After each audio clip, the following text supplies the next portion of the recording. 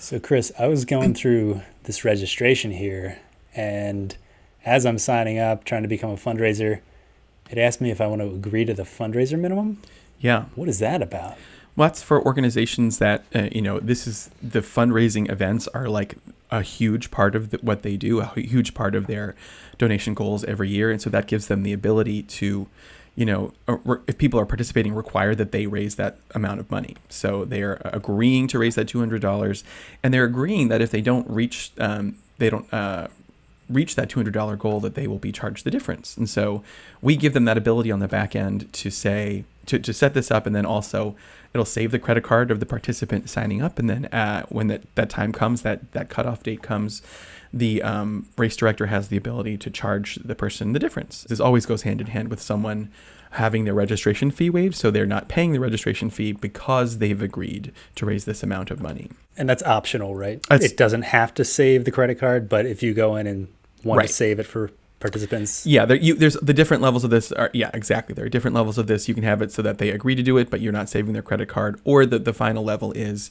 they agree to do it, you save their credit card. If they don't do it, you have the option to charge them. Now, we call it auto charge. It sounds like the system will go on and do it, but there's still a process of you have the ability to pull a fundraiser minimums report, which we're seeing right here. You can see who has and hasn't raised that amount of money, and then you can select an action down in the bottom left. You can remind them via email.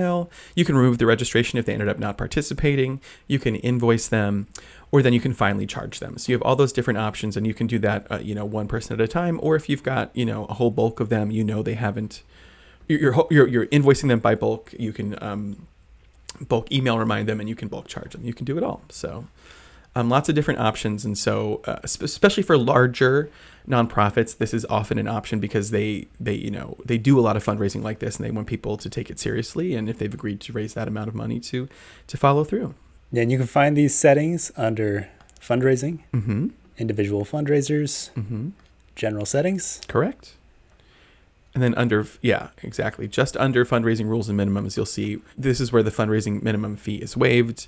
You put that in there, and then they're agreeing to that. There's that save credit card for registrants who agree to do the fundraiser minimum. And then you can also put in the donation deadline display date, which I think is really important, so that you're communicating well with them when you expect them to have raised that amount of money. I think the saving the credit cards is sort of, a smaller use case than one might think. And remember, if you do save the credit card information to charge them, say somebody who has agreed to raise $100 has only raised $95, and you can say, that's good enough for us. You don't have to charge them. So there's never the system is never going to auto charge without you going in there and actually pressing the button to do it.